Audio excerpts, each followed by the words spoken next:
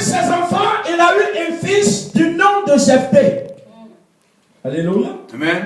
Et ce Jephthé avait une mère à part. Sa mère était prostituée.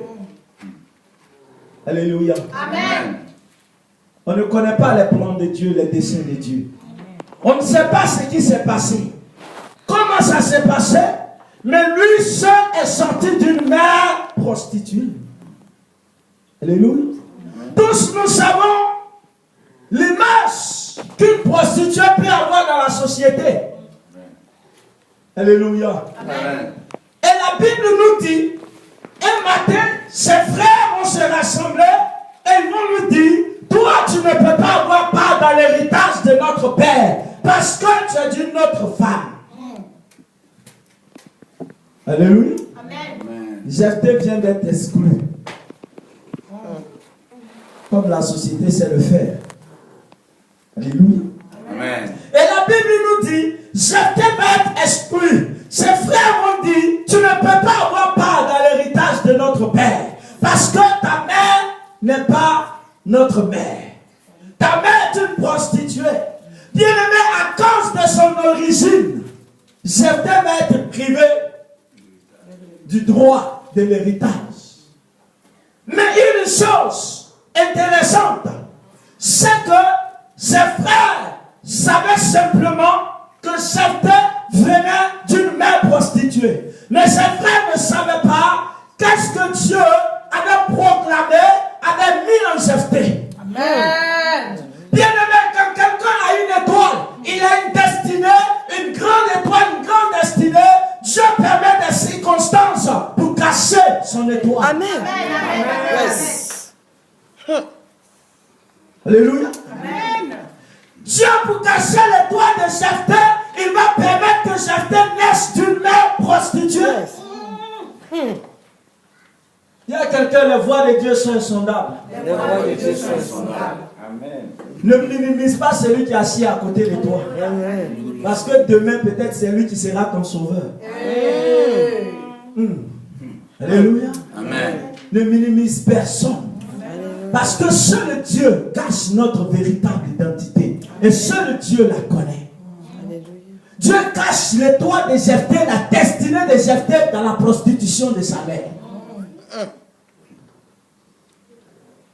Alléluia. Gloire à Dieu. Oh, Jephthé avait une destinée. Bien-aimé, là où le péché abonde, c'est là où la grâce de Dieu surabonde. Là où il y a des choses faibles, c'est là où la force de Dieu se manifeste. Amen. Là où il y a l'insuffisance, c'est là où la suffisance de Dieu se révèle. Donc ce matin, peut-être que tu te sens abattu, découragé. Tu es au bon endroit. Amen. Tu es la plateforme que Dieu peut utiliser pour glorifier son nom. Amen. Parce que Dieu ne lève pas ce qui est déjà élevé. Mais Dieu élève ce qui n'est pas encore élevé. Dieu ne mettra pas quelqu'un qui est déjà au sommet. Mais Dieu prendra quelqu'un dans le bas, dans le raid des chaussées, dans la boue, dans la poussière, dans un carnivore, dans une boue. Il le sortira de là. Il le sortira de là. Il le nettoyera et il le fera asseoir à la table des rois. Amen. Vous savez, quand Dieu prend quelqu'un dans la boue, il n'envoie pas directement à la table des rois.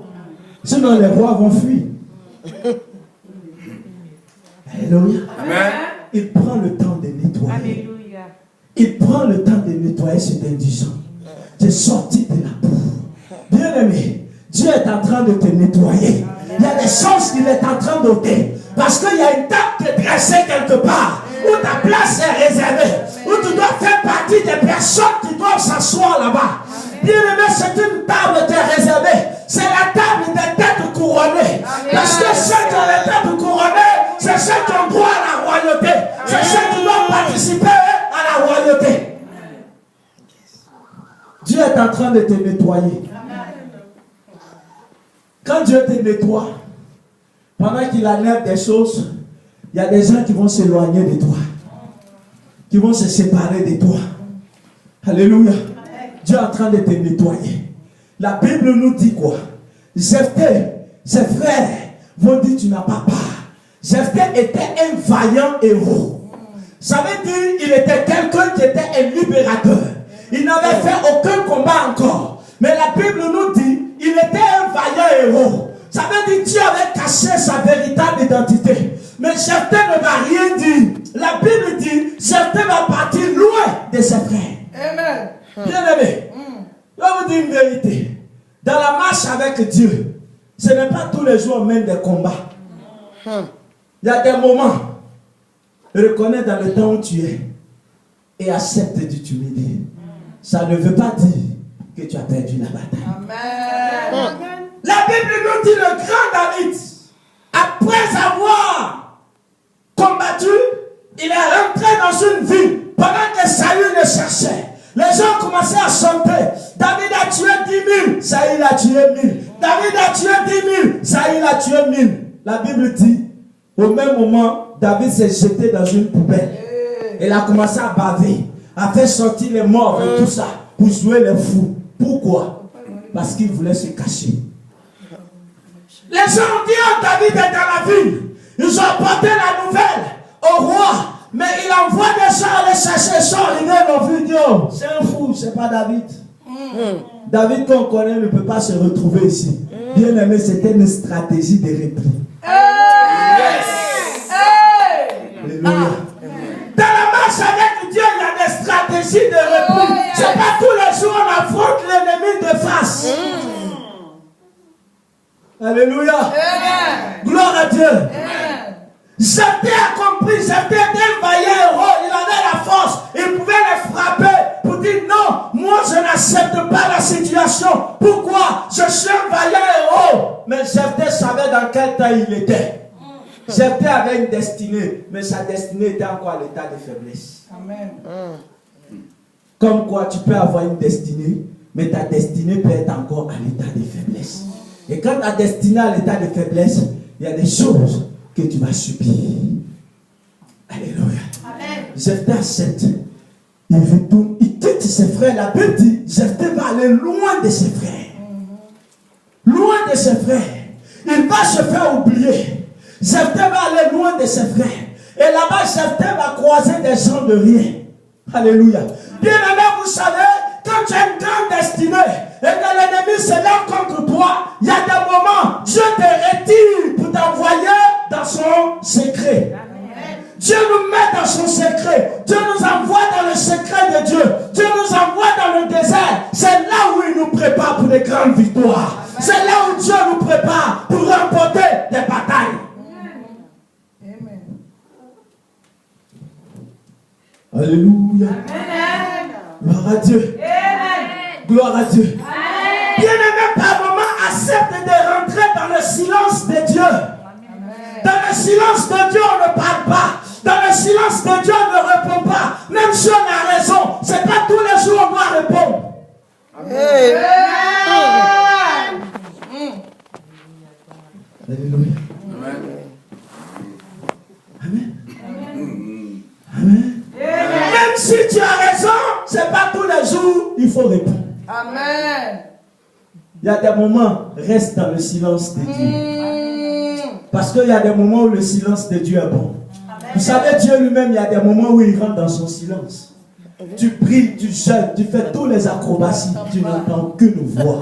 Est-ce parce qu'il n'est pas présent? Mais Dieu est dans son silence. La Bible dit Jésus à la croix, à un moment donné, a crié Père, où es-tu? Pourquoi m'as-tu abandonné? Il n'a entendu aucune voix. Il était dans son silence. Mais la Bible nous dit il a laissé les choses se faire parce que c'était le temps de l'ennemi. Mais quand le temps de Dieu est arrivé et que Jésus est parti dans la tombe, le 3e jour, Dieu dit je fais mon réapparition parce que là, il est l'heure pour moi. Là, mon heure a sonné de ressusciter, de ressortir mon fils. Amen. Il a envoyé son esprit. Amen. Tu as fait sortir Jésus. Parce que il y a un temps pour se taire et il y a un temps pour parler. Le temps de parler de Dieu est arrivé. La Bible dit la terre était obligée de trembler. Quand Dieu rentre dans son silence, Quand tu rentres dans ton silence, tu peux subir des choses. Mais quand l'heure vient où Dieu se lève dans ta vie pour parler, personne ne peut t'arrêter. Bien-aimé, peut-être en ce moment, tu te sens arrêté parce que peut-être Dieu n'a pas encore parlé. Mais je t'annonce qu'à partir de ce matin, Dieu se lève sur ta vie pour déclarer une parole. Dieu se lève sur ta vie pour ordonner que les choses avancent désormais dans ta vie. Que tout ce qui était arrêté, tout ce qui était bloqué, reprenne la marche désormais et que tu avances. Amen. Yes. Alléluia. Jephthé va se retrouver avec des gens de rien. Alléluia. La Bible nous dit, Jephthé va faire des excursions, c'est-à-dire jouer un peu les touristes avec les gens qui étaient avec lui. Il les entretenait. Mais Jephthé était un homme de guerre, était un combattant. Dieu avait mis un talent en lui. Pendant que ses frères le rejetaient, Dieu avait investi en lui. Bien aimé, je vous dis toujours, personne n'est né au hasard. Dieu a quelque chose de lui en toi. Ne te méprise pas, ne te minimise pas. N'accepte personne établit un diagnostic sur ta vie. Seul le diagnostic de Dieu est vrai. Seul le diagnostic de Dieu est vrai pour ta vie. Aucun homme n'a ta destinée entre ses mains. Il peut apporter un jugement à ta vie, mais il n'a pas ta destinée entre ses mains. C'est le Dieu. Alléluia. Bien-aimé, c'est pourquoi la valeur que Dieu t'a donnée, peu importe comment les gens peuvent te froisser, te chiffonner, mais ça ne changera pas la valeur de Dieu dans ta vie. Alléluia. Si je prends bien les 50 euros, je le froisse, je le piétine, je le mets dans une poubelle et que je l'enlève, je le jette sur la route, quelqu'un passe, il n'abandonnera pas ce billet parce qu'il est sorti d'une poubelle. Oh! À cause de sa valeur. À cause de sa valeur. Parce que ce billet n'a pas perdu sa valeur. Même s'il a fait un tour dans la poubelle. Écoute-moi, tu n'as pas perdu ta valeur. Quel que soit ce que tu as aujourd'hui, ce que tu es en train de vivre, le Seigneur atteste à mon âme, dans mon cœur, que tu n'as pas perdu ta valeur. Tu restes bien-aimé, tu n'as pas perdu ta valeur. Oh yes. Tu n'as pas perdu ta valeur. Tu n'as pas perdu ta valeur. Peu importe ce que les gens disent aujourd'hui. Yes. Ta valeur n'a pas changé.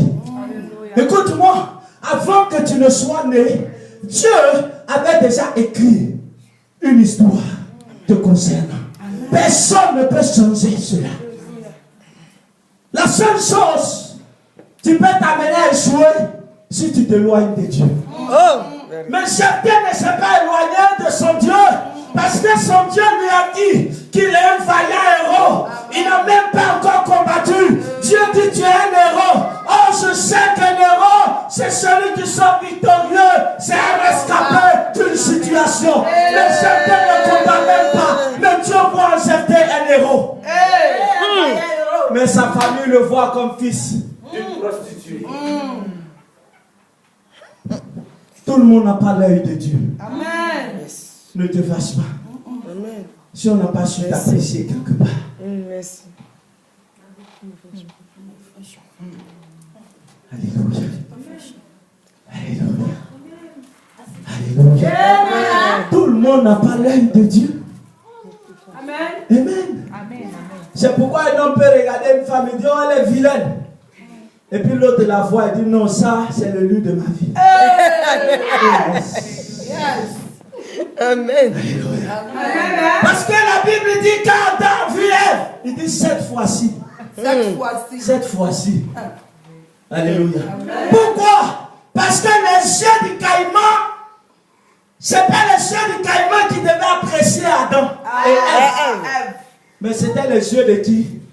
D'Adam. Tu as ton Adam quelque part. Le jour où il te verra, tu ne passeras pas. Le jour où il te verra, tu ne chapperas pas. Ah, quelqu'un a rencontré son Adam. Oh, je sais qu'il y a des gens et des sœurs qui ont rencontré leur Adam. Parce que le jour où il est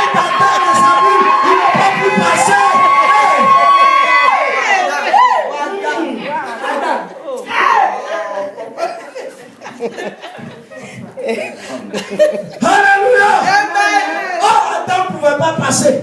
Parce que ses yeux étaient réservés pour voir Ève. Il ne peut pas passer.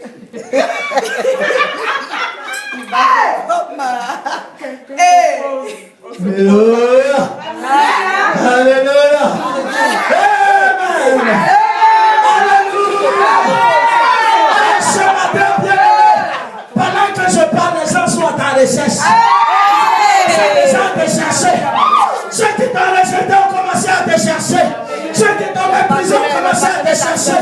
Parce que cette parole est en train de faire ta vie changer ton identité. Ce matin, la Bible nous dit, certains se va loin, il fait des exclusions. Alléluia.